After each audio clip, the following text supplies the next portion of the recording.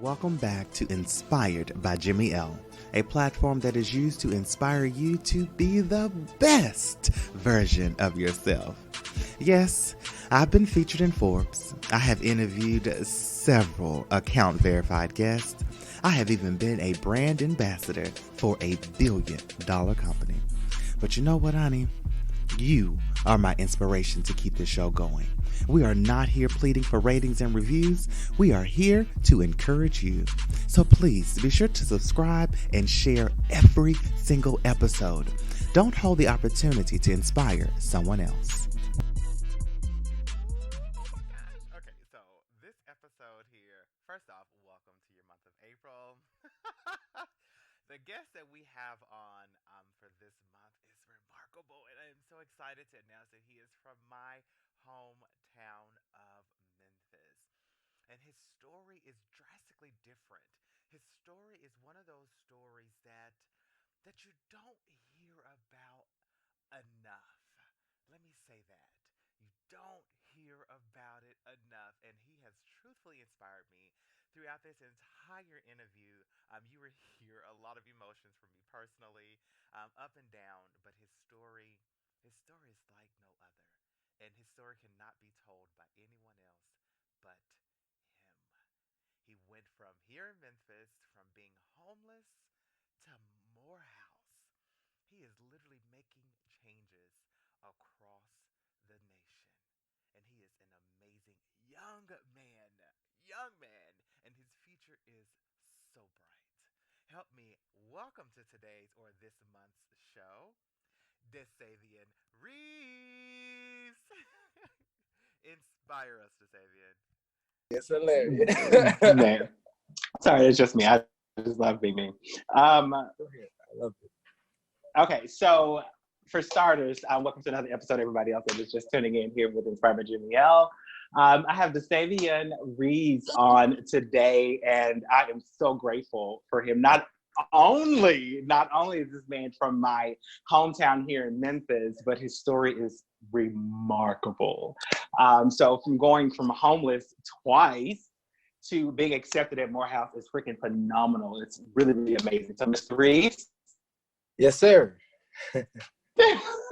So my very first question, this story of yours, like, dude, it's kind of crazy. It's kind of crazy, and in a good way, you know, because it's not always, everyone doesn't get that happy ending.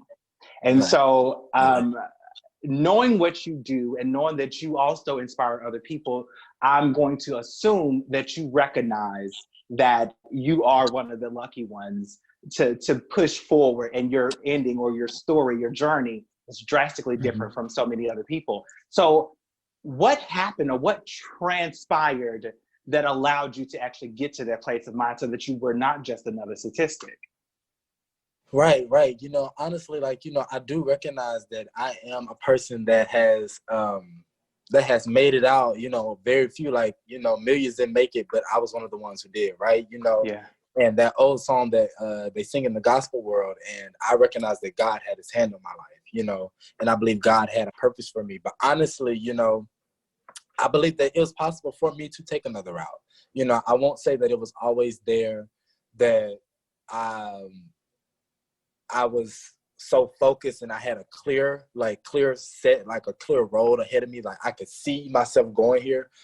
Because honestly, I can say my first time being homeless, you know, my first time actually being homeless was 8th grade year, my 8th grade in middle school. But, you know, I talked about high school because that was like the most impactful, right? Like that's when everything just started, I don't know, spiraling out of control, but at the same time, it aligned. You know, it's amazing to see like how things just went, like became so discombobulated, but then at the same time, it set a straight path for me, right?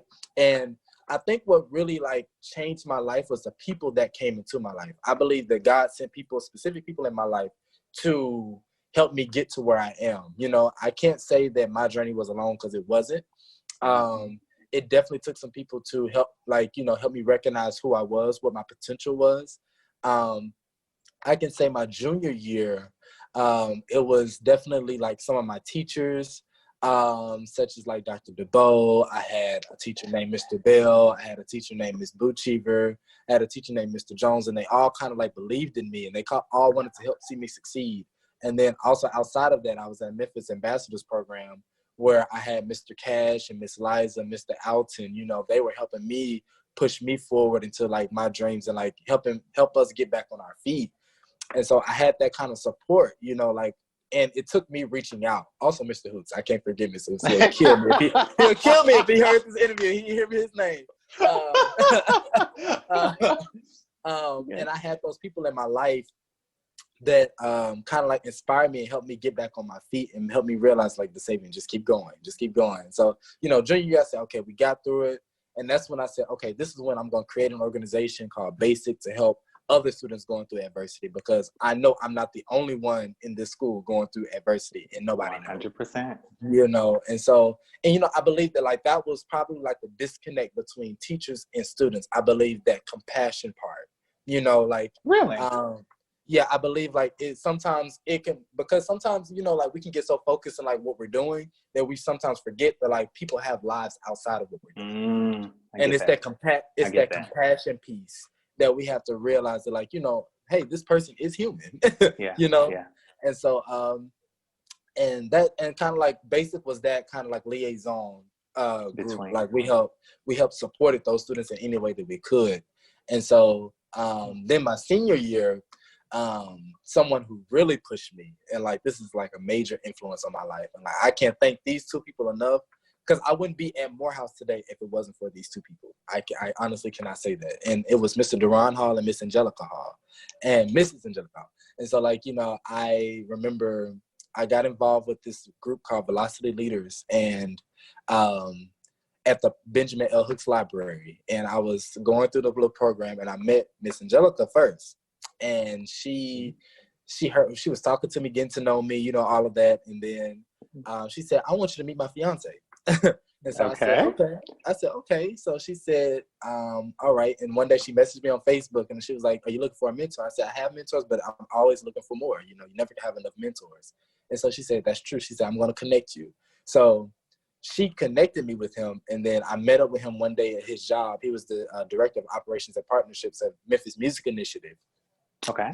And I met up with him there, and I kind of like told him about myself, and I guess like he already knew some things, and kind of like found out some things, and he offered me an internship right there off the spot, you know, and he became my mentor. And he's the one that drove me down here for Admitted Students Weekend to kind of like say, yeah, like, and pay for everything. Him and his fiance, at the time they were fiancés, brought me to Atlanta, Georgia, got me a hotel, brought me to Morehouse to see Admitted Students Weekend. And that's when I decided that this is where I wanted to be.